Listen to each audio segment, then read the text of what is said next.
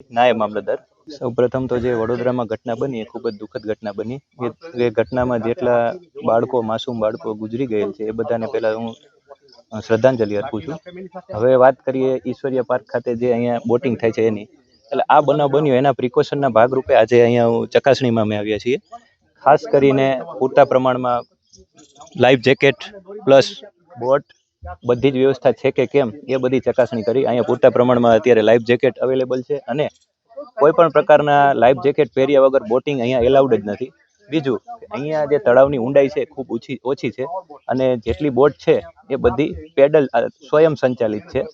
અને બીજું કે કોઈ પણ બનાવ બને તો એના માટે આપણે એક પાવર બોટ સ્પેરમાં રાખેલી છે તૈયાર, એટલે બીજો કંઈ બનાવ બને તો 2 થી 3 સેકન્ડમાં ત્યાં આપણે પહોંચી શકીએ અને રેસ્ક્યુ કરી શકીએ એવી પરિસ્થિતિ છે. ઈશ્વરીય પાર્કમાં મેનેજર તરીકે સેવા બજાવું છું. આ પાર્ક છે એ કલેક્ટર શ્રી હસ્તક ડાયરેક્ટ નિગરાનીમાં ચલાવવામાં આવે છે. 2008થી અહીંયા બોટિંગ ચાલુ છે, આપ જોઈ શકો છો.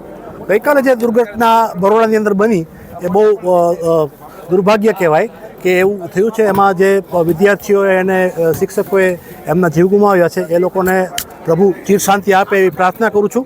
અને અહીંયા અમારે ભવિષ્યમાં ક્યારેય પણ એવું ન બને એના માટે અમારો કલેક્ટર ઓફિસમાંથી સ્ટાફ અત્યારે ઓબ્ઝર્વેશનમાં આવેલો છે અને હું તો રોજ અહીંયા હોઉં જ છું.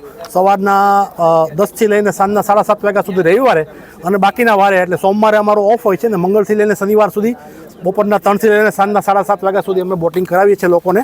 આપ જોઈ શકો કે બધી પેડલ બોટ છે અહીંયા, તો આની અંદર પેડલ મારીને જવાનું થતું હોય તો કોઈ દુર્ઘટના થવાની ભીતિ નથી. બીજા નંબરમાં અમે 2, 4 અને 6 મેક્સિમમ 6થી અમે મોટી બોટમાં અલાઉ નથી કરતા અને એ પણ લાઈફ જેકેટ સાથે. એ સાથે અમારી એક પાવર બોટ પણ છે જે રેસ્ક્યુ માટે અમારા જે પેલા બોટિંગના જે માણસો છે એ લોકો વેલ ટ્રેન છે, એને અમે રાખેલા છે.